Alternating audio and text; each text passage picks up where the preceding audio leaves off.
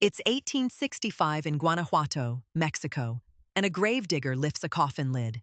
Inside, a man dead for decades, his skin still on his bones. He does not look buried. He looks paused.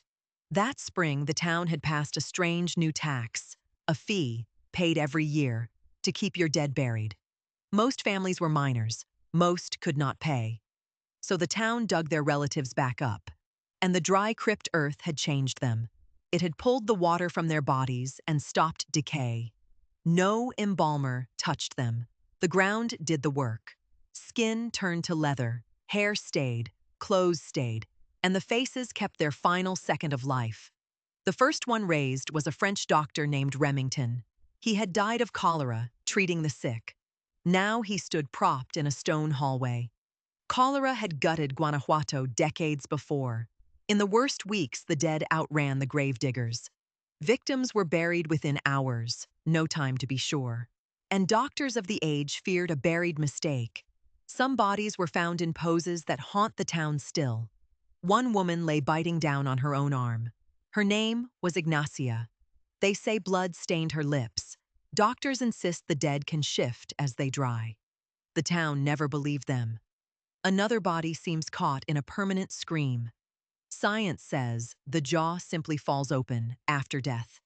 The legend says she woke in the dark and could not get out.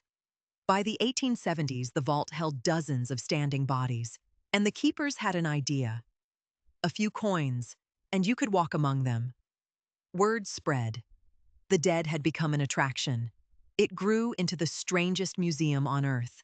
Among them, a tiny figure in a lace gown, said to be the smallest displayed anywhere. Her mother had died of cholera while carrying her. Some claim the child was born after the mother died. Whether true or not, both lie in glass today. Each body told the story of how it died. A hanged man kept the dark line at his throat. A drowned man's chest had caved in on itself. One body still carried the slit of a knife wound. These were not kings or saints. They were laborers whose families ran out of pesos.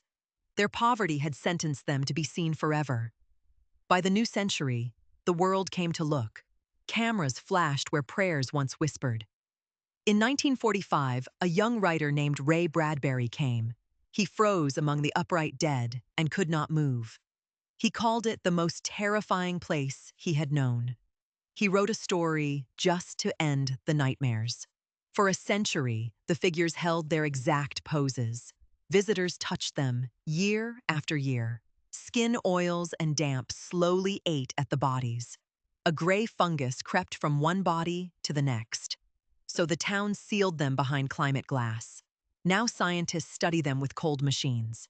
They put the screaming woman through a scanner. The scans found no proof she was buried alive. But they could not prove that she wasn't. So her scream still belongs to the legend. Roughly 60 of them remain on display. They stand in the Museo de las Momias right now. You can buy a ticket and meet them today. Children press their faces to the cold glass. Every figure is a person a town could not afford. Dug up for a debt. Kept for the crowds. Still wearing the last thing they ever felt. The tax was 3 pesos a year, paid forever. A miner earned barely that in a week underground. Miss one payment, and the lease on the grave ended. Officials unsealed the niche and removed the tenant. Most were quietly reburied in a common pit. But the perfectly dried ones were kept aside. Too strange to bury, too useful to waste.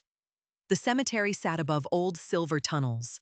Mineral salts wicked the moisture from the clay. Bodies dried in months, not years. Some kept eyelashes. Some kept the lines of a frown. One still wears the wool socks he died in. A bride was pulled up in her wedding dress, married days before the fever took her. Her husband, the story goes, could not pay the tax. So the town kept her on display instead. Each tale blurs where fact ends and legend starts. What is certain is the cholera that filled the graves. Thousands died in waves across the century. The water carried it. The poor drank it first. Whole families entered the ground in a single week. Later, those same families were unearthed together. The keepers learned that fear could be sold. They lit the corridor and charged by the head. Travelers came from the capital just to shiver. Postcards of the dead were printed and mailed. The town's grimmest export was its own ancestors. Bradbury's story would be called The Next in Line. A tourist who visits and cannot stop dreaming of them. Generations of children grew up walking past them. To the town, the dead were neighbors, not monsters. Scientists have since read their bones. Their diet was corn, beans, and hard mineral water. Their joints show lives of brutal labor. Some were barely 20 when they died. The fungus scare nearly closed the collection. Conservators now control the air to the degree. Touching is forbidden. The glass is final. Debate still circles whether to display them at all. They never agreed to be seen by millions. Yet the town says their story keeps them alive. Without the crowds, they would be forgotten dust. So they remain, lit and labeled, year after year. A whole town's grief, turned into a doorway. Pay your 3 pesos. Step inside. They are waiting. Guanajuato grew rich on silver, then poor on fever. The same hills that gave wealth gave the dry tombs. Spanish colonial law had ranked even the dead by coin. A paid grave was permanent. A poor grave was a loan. When the loan lapsed, the dead were evicted. The practice ran, astonishingly, into the 1950s. Over 90 years of disinterments fed the vault. Each decade left its fashions on the dead. A top hat here, a rebozo shawl there. Historians read the century in their threadbare clothes.